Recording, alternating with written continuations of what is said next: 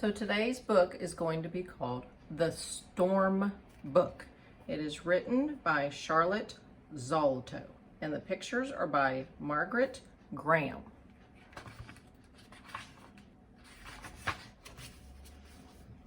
It is a day in the country and everything is hot.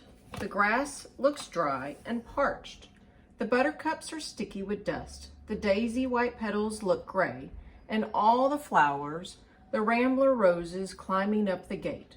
The hollyhocks leaning against the house hang limply on their stems. The little boy can almost see the heat quivering up like mist from the earth. A little caterpillar climbs carefully up a dusty blade of grass and then climbs down again. There is a special hot stillness over everything. The white fox terrier has crawled under the latticework on the porch and lies sleeping in the shade. Even the birds seem too hot to sing, for there is not a sound among the leaves.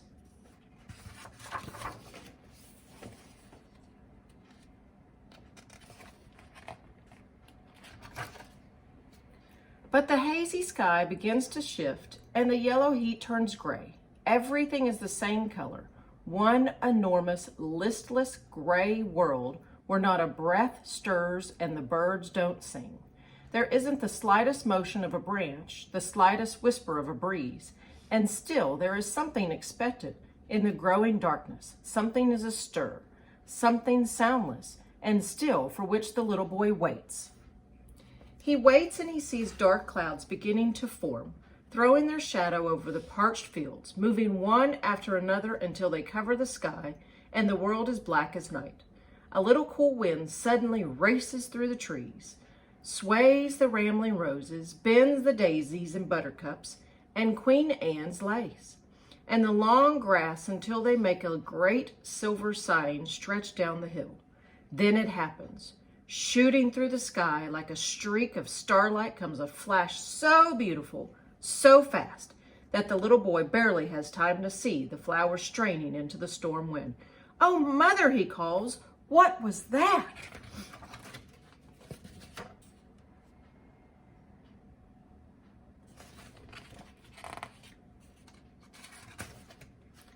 "Lightning," his mother answers. "There our own lamplight comes from." The little boy thinks of the lamp in his room with its warm golden glow, and he thinks of the lightning flash through the sky. The lightning was like a wild white wolf running free in the woods, and the lamp like a gentle white terrier who came when the little boy called. And now from somewhere beyond the hills, a great rolling roar of thunder. "What's that?" the little boy shouts. "Rain clouds breaking against each other. And that is the sound they make," his mother says. Now there's a silence again in the dark world, stillness, and the whole sky lights up one blinding, starry flash of lightning. The sky darkens again as the thunder draws closer, rolling loudly near, until with a sudden explosion it crashes overhead, and a silver torrent of rain slants down. The daisies bend almost to the ground under the weight of the wind and the rain sweeping over the rambling roses and trees as they toss in the cool, huge arms of the storm.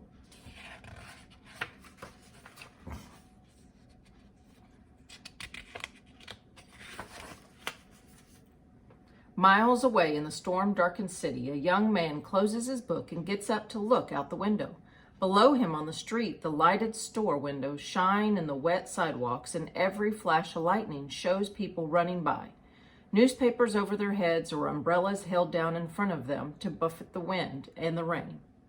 The tops of the tall buildings look cut off by the storm darkness, and the little city trees strain at their roots in the loop-fenced circles. And the wind whips the leaves from the branches. The automobile's tires make a swish, swish sound as they pass.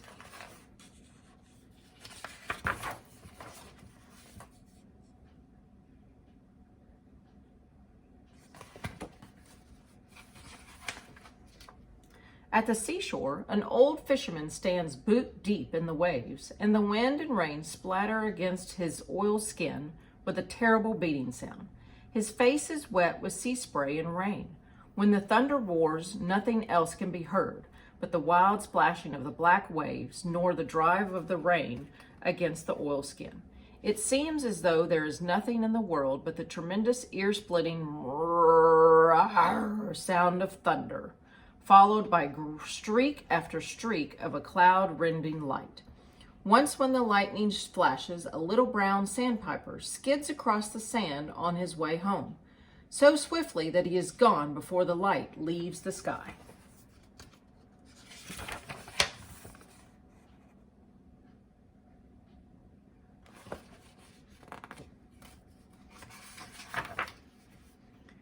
In the mountains, the rain comes down like a waterfall. Each crash of thunder sounds as though the rocks in the mountains were splitting apart, but each flash of lightning shows them solid and quiet against the sky. A young husband herds his sheep to shelter.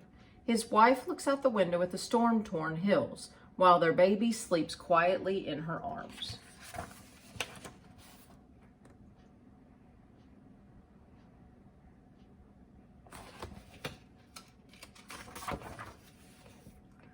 The rain drives against the windows of the little boy's house. It beats a loud tattooing pit-a-pat, pit-a-pat, pit-a-pat on the roof, and the wind rising and falling in the trees sounds like the sea breaking against the shore. Slowly the storm subsides. The sky begins to brighten, the thunders rolls away, and only from far, far off can the little boy hear the roar as the winds blow the great clouds away from the cool, wet lands. The land on the roof grows softer and softer and slowly becomes a dull pit-pat, pit-pat, pit, pit, and at last stops altogether. The air is clean and fresh, and the smells of wet earth and growing things. The rambler roses have covered the ground with a shower of wind-driven, sweet-smelling petals. The daisies are still bent from the weight of the rain, and their moist white petals cling together. But already the buttercups are standing straight, fresh and glistening from one clear raindrop cupped in each shiny yellow blossom. A yellow light spreads over the earth now, so faint, so fine, so beautiful, that the little boy lets out his breath with a soft whistling sound.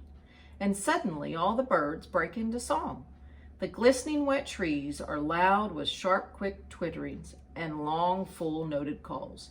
Here and there, in the sparkling grass, a quick brown sparrow peeks around looking for worms. The light covers everything now. The house, the hollyhocks, the great stretch of grass, the trees, and the fresh, cool face of the little boy who stands in the doorway watching. "What's that?" he suddenly calls to his mother. She comes to the door and looks through the yellow light to a great curving misty arch of color, coming from the farther than he can see, bends across the sky, over the city, over the yellow storm-whipped sand, over the clean-smelling, bird-singing mountains, over the hill, towards the little boy's door.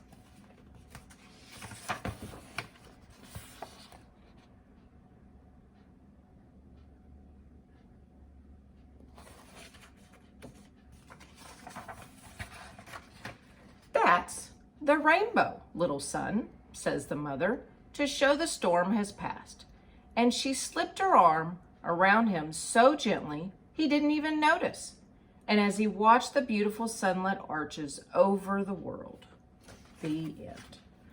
So with this story, I want you to go outside, set a timer for 1 minute, and I want you to count the different sounds that you can hear. So no radios, no singing, anything. I just want you in silence for 1 minute and tell me what sounds you hear. Have a blessed day.